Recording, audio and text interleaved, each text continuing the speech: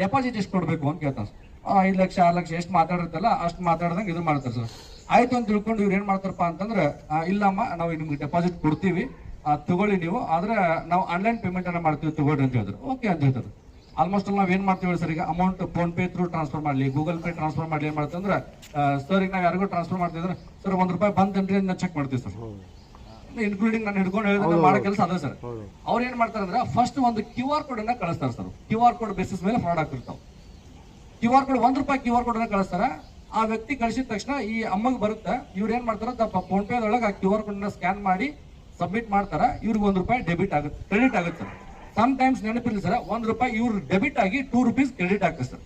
ಇಲ್ಲಿ ಮಾಡ್ತಕ್ಕಂಥದ್ದು ₹1 ಕಳಿಸ್ತಾರ, ಇಲ್ಲ ₹2 ಕಳಿಸ್ತಾರ, ಇಲ್ಲ ₹5 ಕಳಿಸ್ತಾರ. ಇದಕ್ಕೆ ಬೇರೆ ಏನ್ ಕಳಿಸಲ್ಲ ಸರ್. ಇವ್ರಿಗೆ ಫಸ್ಟ್ ₹1 ಕಳಿಸ್ತಾರೆ ಸರ್. ₹1 ಇವ್ರಿಗೆ ಡೆಬಿಟ್ ಆಗಿ ಕ್ರೆಡಿಟ್ ಆಗುತ್ತೆ. ಮತ್ತೆ ಆತ ಫೋನ್ ಮಾಡಿ ಏನ್ ಮಾಡ್ತಾನೆ ಅಂದ್ರೆ, ದುಡ್ಡು ಬಂತ ಅಂತ ಕೇಳ್ತಾನ. ಬಂತು ಸರ್ ಅಂತ ಹೇಳ್ತಾ ಅಮ್ಮ ಹೇಳ್ತಾಳ. ಹಂಗ ಮತ್ತೆ ಇನ್ನೂ ₹1 ನಿಮ್ಗೆ QR ಕೋಡ್ ಕಳಿಸ್ತಾ ಇದ್ದಾರೆ ಕನ್ಫರ್ಮೇಶನ್ ಸಲುವಾಗಿ ಅಂತ ತಿಳ್ಕೊಂಡು ಮತ್ತೆ ₹1 QR ಕೋಡ್ ಅನ್ನ ಕಳಿಸ್ತಾರೆ. ಮತ್ತೆ ಅವ್ರು ಸೇಮ್ ಪ್ರೊಸೀಜರ್ ಅನ್ನ ಮಾಡಿ ಫೋನ್ ಪೇ ಒಳಗೆ ಅದನ್ನ ಸಬ್ಮಿಟ್ ಮಾಡ್ತಾರೆ. ಮತ್ತೆ ₹1 ಕ್ರೆಡಿಟ್ ಆಯ್ತು. ಇವಾಗ ನಾನು 5 ಲಕ್ಷ ರೂಪಾಯಿ ನಿಮ್ಗೆ ಡೆಪಾಸಿಟ್ ಕೊಡ್ತಾ ಇದ್ದೀನಿ, ಈ 3ನೇ QR ಕೋಡ್ ಅನ್ನ ಸ್ಕ್ಯಾನ್ ಮಾಡ್ರಿ ಅಂತ ತಿಳ್ಕೊಂಡು ಹೇಳ್ತಾರೆ. ಹೇಳಿದ ತಕ್ಷಣ ಇವರು 3ನೇ QR ಕೋಡ್ ಬಂದ ತಕ್ಷಣ ಇವರು ಸೇಮ್ ಪ್ರೊಸೀಜರ್ ಅನ್ನ ಮಾಡ್ತಾರೆ. ಉಲ್ಟಾ ಇವ್ರ ಅಕೌಂಟ್ ಆಗಿಂದ ₹6 ಲಕ್ಷ ಕಟ್ ಆಗ್ತದೆ.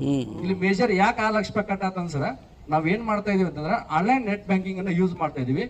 ಟ್ರಾನ್ಸಾಕ್ಷನ್ ಲಿಮಿಟ್ಸ್ ಅನ್ನ ಇಟ್ಕೊಂಡಿಲ್ಲ ಸರ್. ಇಲ್ಲಿ ನಾವೇನ್ ಮಾಡ್ಬೇಕಂದ್ರೆ ಪರ್ ಡೇ ಟ್ರಾನ್ಸಾಕ್ಷನ್ ಲಿಮಿಟ್ಸ್ ಅನ್ನ ಎಷ್ಟು ನಮ್ಗೆ ಇವತ್ತು ಡೈಲಿ ಬಿಸ್ನೆಸ್ ಇದೆಯಾ ಸರ್, ಒಂದು ಅರ್ಧ ತಾಸು ತನಕ ಸ್ಪೆಂಡ್ ಮಾಡಿದ್ರು ಚಿಂತಿಲ್ಲ. ನಿಮ್ಮ ಲಿಮಿಟ್ಸ್ ಅನ್ನ ಟ್ರಾನ್ಸ್ಫರ್ ಮಾಡುವಂತ ಸಮಯದೊಳಗೆ ನೆಟ್ ಬ್ಯಾಂಕಿಂಗ್ ಒಳಗೆ ಹೈ ಇಡಿ ಸರ್. ನೀವು ಎಷ್ಟು 5 ಲಕ್ಷ ರೂಪಾಯಿ ಟ್ರಾನ್ಸ್ಫರ್ ಮಾಡಿದ್ಯಾ, 5 ಲಕ್ಷ ರೂಪಾಯಿ ತಗೊಂಡು ಇಡಿ, ಟ್ರಾನ್ಸ್ಫರ್ ಮಾಡಿ ವಾಪಸ್ ಮತ್ತೆ ತಂದು ₹500 ₹1000 ತಂದು ಇಡಿ ಸರ್. ಯಾಕಂತಂದ್ರೆ ನೀವು 500 ₹1000 ಸೆಟ್ ಮಾಡಿದ್ರೆ ಅಂತಂದ್ರೆ ಅವ್ರು ಎಷ್ಟೇ 1 ಲಕ್ಷ 2 ಲಕ್ಷ ಹಾಕಿದ್ರು ಕೂಡ ನಿಮ್ದು ಹೋಗೋದು ₹500 ಮಾತ್ರ ಹೋಗುತ್ತೆ. ಸೊ ಅದಕ್ಕೆ ಇಲ್ಲಿ ಆನ್ಲೈನ್ ಒಳಗ ನಿಮ್ಮ ಮನೆ ಬಾಡಿಗೆ ಆಗಲಿ OLX ಒಳಗೆ ಇವನ್ನೆಲ್ಲ ಹಾಕಕ್ ಹೋಗ್ಬಿಡಿ ಸರ್. ಇನ್ನು ಮೇಜರ್ ಬಂದು ಸರ್ ಸೋಷಿಯಲ್ ಮೀಡಿಯಾ ಸರ್. ದಯವಿಟ್ಟು ಇಲ್ಲೆಲ್ಲ ಪೇರೆಂಟ್ಸ್ ಬಂದಿರಿ ಸರ್, ನಿಮ್ಮೆಲ್ಲಾ ಮಕ್ಕಳು ಅದಾರ ಸರ್, ದಯವಿಟ್ಟು ನಿಮ್ಗೆ ಇಲಾಖೆ ವತಿಯಿಂದ ಕೈ ಮುಗಿದು ಹೇಳ್ತೀನಿ ಸರ್, ಮಕ್ಕಳ ಕೈಯ ಮೊಬೈಲ್ ಕೊಡಕ್ ಹೋಗ್ಬಿಡಿ ಸರ್.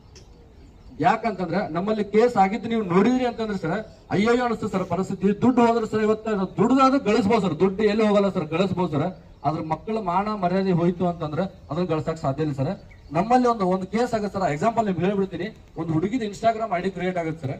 ಇನ್ಸ್ಟಾಗ್ರಾಮ್ ಐಡಿ ಕ್ರಿಯೇಟ್ ಆದ ನಂತರ ಆ ಹುಡುಗಿದೇ ಫೋಟೋ ಹಾಕ್ತಾರ, ಹುಡುಗಿದ ಹೆಸರು ಹಾಕ್ತಾರ, ಎಲ್ಲ ಪರಿಚಯ ಇದ್ದವ್ರಿಗೆ. ಈಗ ಸರ್ ಎಲ್ಲರೂ ಇಲ್ಲಿ ಬಂದಾರ, ಆಲ್ಮೋಸ್ಟ್ ನಂಗೆ ಎಲ್ಲ ಪರಿಚಯ ಇದಾರೆ. ಆ ಪರಿಚಯ ಇದ್ದವ್ರಿಗೆ ಏನ್ ಮಾಡ್ತಾರಪ್ಪ ಅಂದ್ರೆ ಅದನ್ನ ಫಾಲೋ ಮಾಡ್ತಾರೆ, ಎಲ್ಲರಿಗೂ ಫಾಲೋ ಮಾಡ್ತಾರೆ. ಅವರು ಕೂಡ ನಮ್ ಶಿವ ಸರ್ ಅಂತ ಈ ತರ ಅವ್ರ ಪರಿಚಯ ಇದ್ದವ್ರು ಅಕ್ಸೆಪ್ಟ್ ಮಾಡ್ತಾರೆ ಸರ್.